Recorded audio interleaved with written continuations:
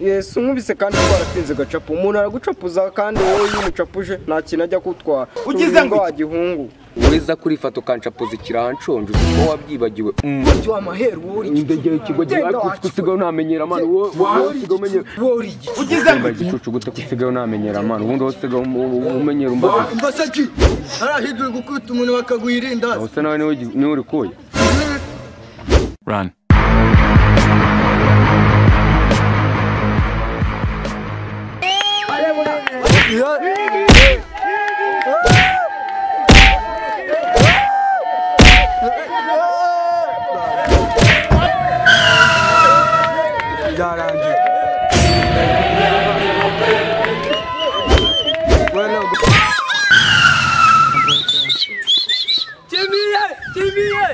Meri ndabyaro ritsindiye. ugize ngo iki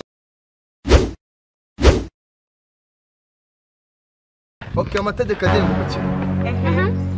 Nakurumana nakunosha. Okay, start. Ngiye kugukubita nzije amatamu kugira shene nakoreta kwa. nyine. Yesu we. Ndi nanse gakindi. Mwana kibasha kumva akumvira abakuru uri kumura umwana dore ifoto uzakirya bariho karashika n'undi munsi nakongera kumenyera Kirombo yatsindiye. ugize ngo iki kandi ko turi kurwana n'indi None suramburanya niwe wateguye amarushanwa. kubura nta kintu mubona mwe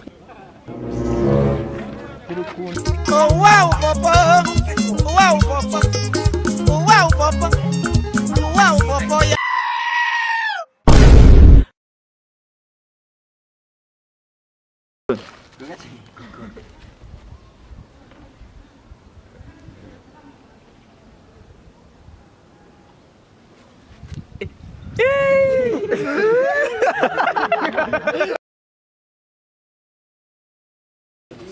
We barahakura beta.